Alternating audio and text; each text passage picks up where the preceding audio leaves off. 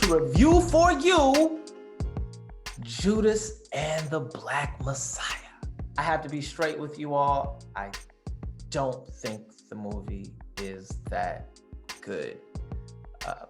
I'm going to get into that in just 1 second. I want to first start off and say, I appreciate that the movie was made. I appreciate all parties involved, from the director, Shaka King, to the actors. I appreciate the life of Fred Hampton being brought to the forefront of the American consciousness. He was a great man. He was a prophet. Here's why. Fred Hampton was dangerous in the late 60s for the same reasons that he would be dangerous if he were alive today. Not only could he unite the different Black groups in Chicago, which would be the gangsters and the political types and the working class people, he could bring all of those together.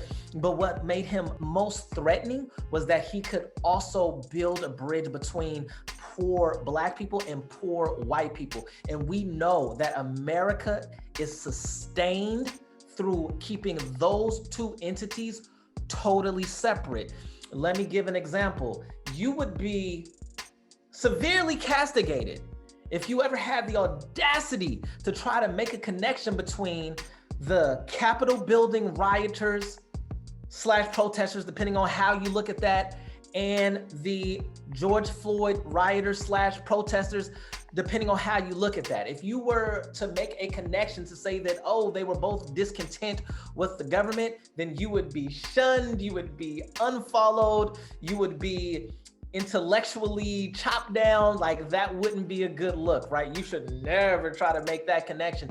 Just like you would never try to make the connection between let's say what happened in Move in Philadelphia in 1985, where they airbombed this Black separatist group's home and set it on fire, and I think 11 people perished. That's Move in Philadelphia, look that up.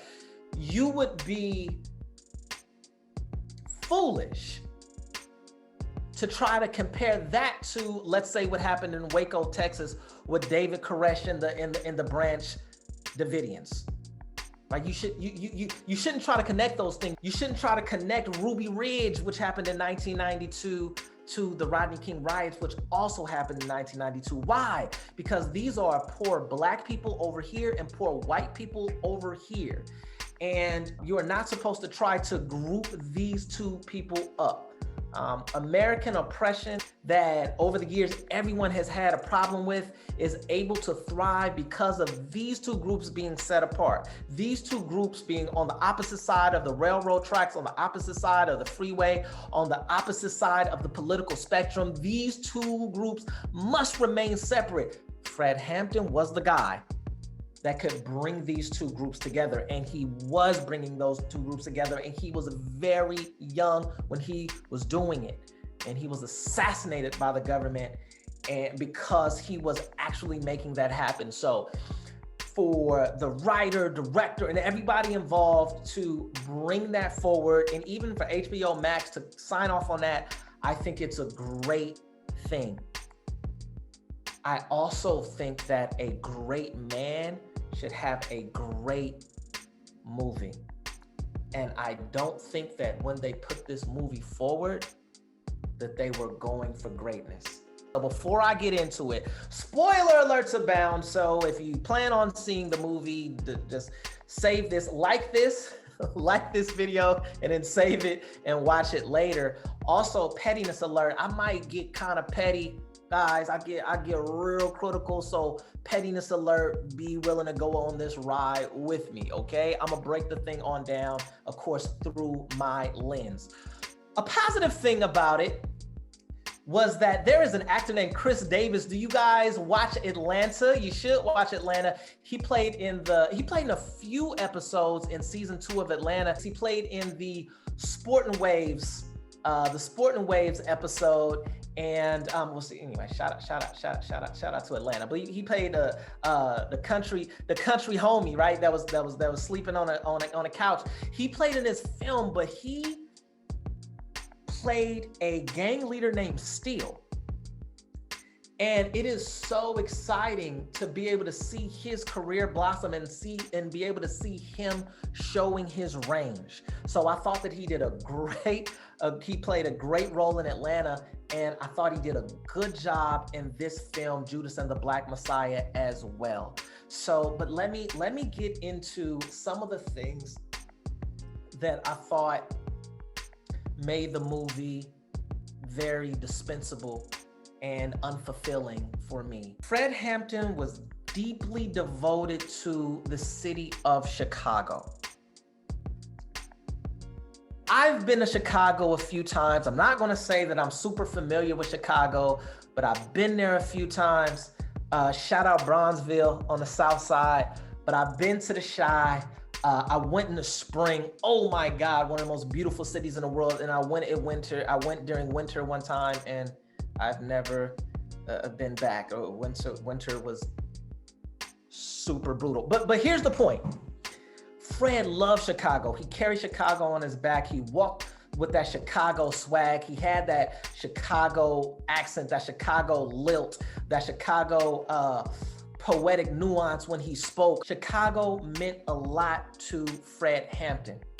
When I watched this movie, it was very clear to me that it was not in Chicago. It very much looks like Cleveland, Ohio. It hella looked like Cleveland, Ohio, so much so that I thought that Lil Lazy Bone was gonna make a cameo.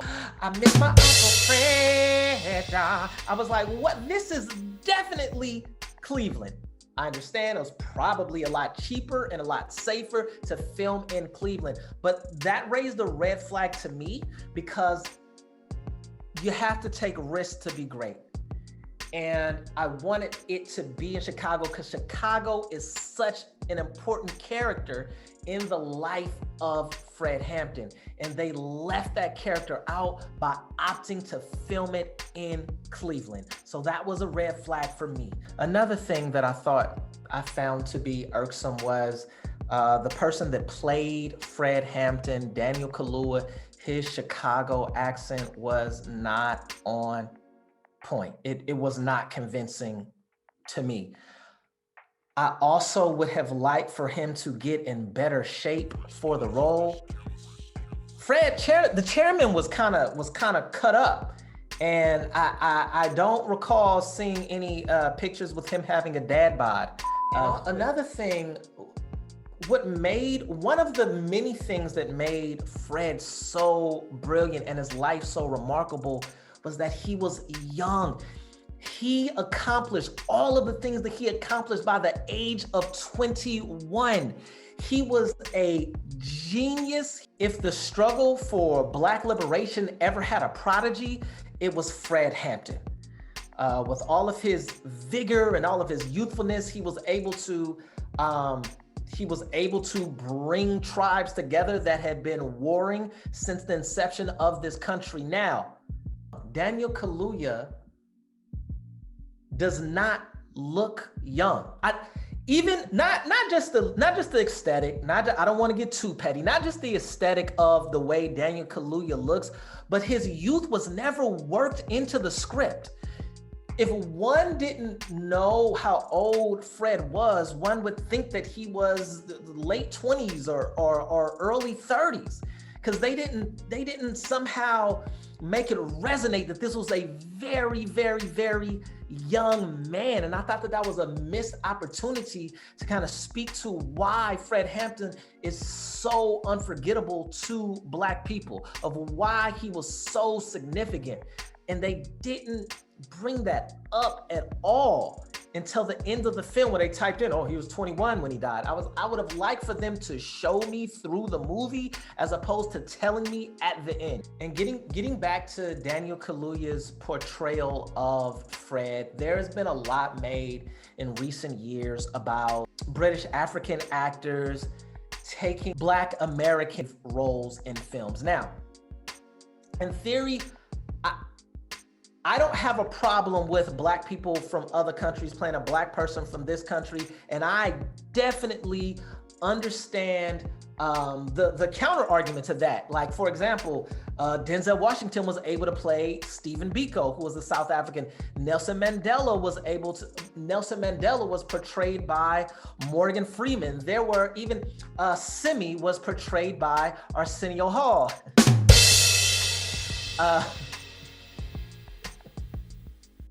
But there have been a host of American actors that have even what's my girl's name? Even Jilly from Philly, Jill Scott played an African role. And so there have been a lot of American actors who have tried to or portrayed African roles. Some accents were better than others. I understand that. And so now it's the other way around, and American Black people are upset about it. Like, I certainly understand that point. What I would say to that is, I would say a few things. I would say, for one, I get that, but we are the consumers of this market much more so than South Africans or Nigerians or Black Brits. We just consume more movies. We spend more money in the movie theater, and these are American movies made in American studios. And I think that if Black people, American Black people as a collective, have a problem, or we want to see ourselves in those roles, then I think that should be taken seriously, if for no other reason, just from an economic standpoint, that we pay into this, right? We buy into that. But here's my major issue with it. A lot of the roles that have been criticized, they haven't been pulled off. David Oyelowo played Martin Luther King in the film Selma. I think that it was a substandard portrayal. Cynthia Erivo played Harriet Tubman. She's about to play Aretha Franklin as well.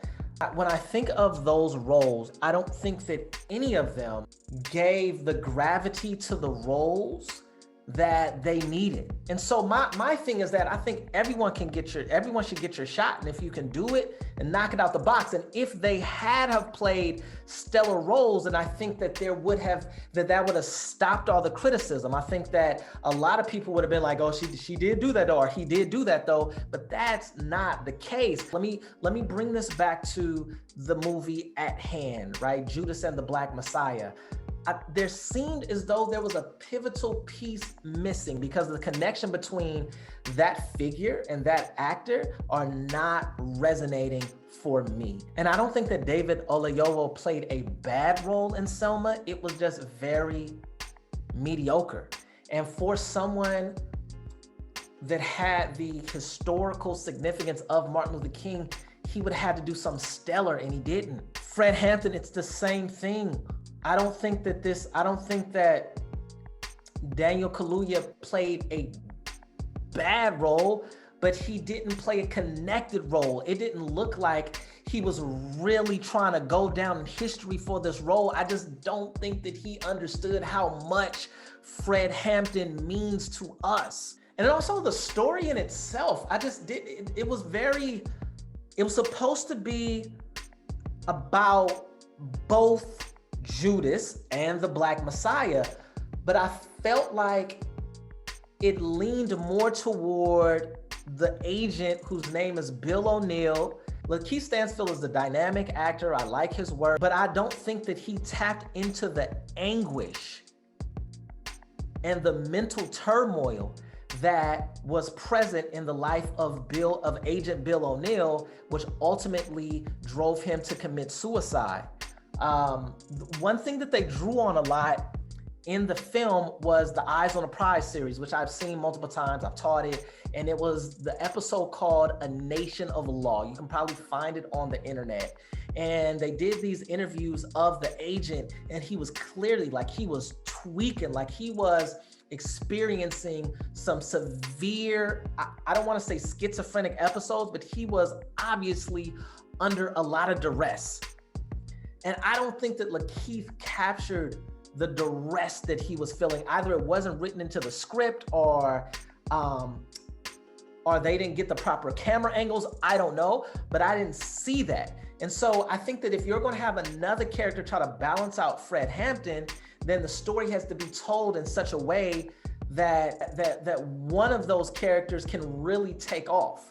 But I felt like both of those characters fell flat. I think that they tried to take a risk as far as pitting these two characters up against one another. I just don't think that they pulled that risk off. And so it was just very unfortunate. I thought maybe they could have added some depth to the character if they would have actually shown Agent Bill O'Neill commit suicide. I think that would have spoke to all the things that he was going through and how it drove him over the edge. So that's what I had, Tribe. I thought the movie was overall unfulfilling.